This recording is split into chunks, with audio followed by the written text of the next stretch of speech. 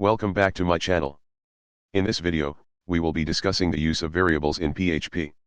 So, what is a variable? Variables are elements that allow us to store data, and we can use the variable name to reference this data by using the variable name. Variables always start with the $, followed by the variable name. Each variable has an associated value.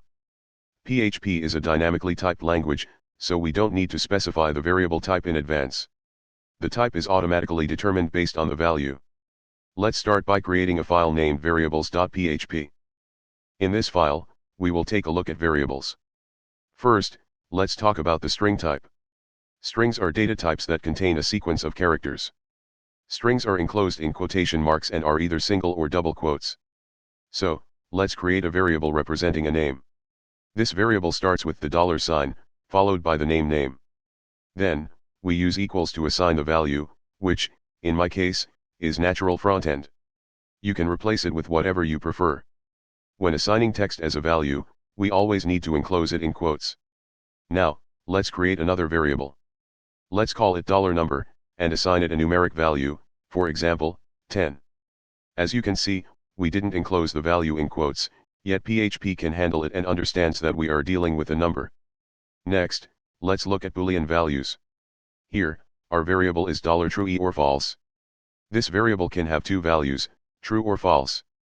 We don't need to enclose these values in quotes. We often use this type in conditional statements, loops, or other situations where true or false states are needed. The last thing we'll discuss here is floating point numbers. These are numbers with a decimal point or can use scientific notation, for example, 1.23, 3.14, 2.5 times 10 cubed.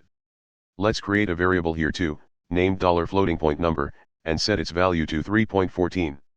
As you can see, we provided this value without quotes, and the browser can handle it without errors. Floating point numbers are useful when precision is needed for calculations or storing data. Variables are powerful and extremely useful. We use them in various programming languages, and mastering them is essential. Thank you for watching the video. If you enjoyed it, please subscribe and like the video so that you won't constantly receive notifications for future videos.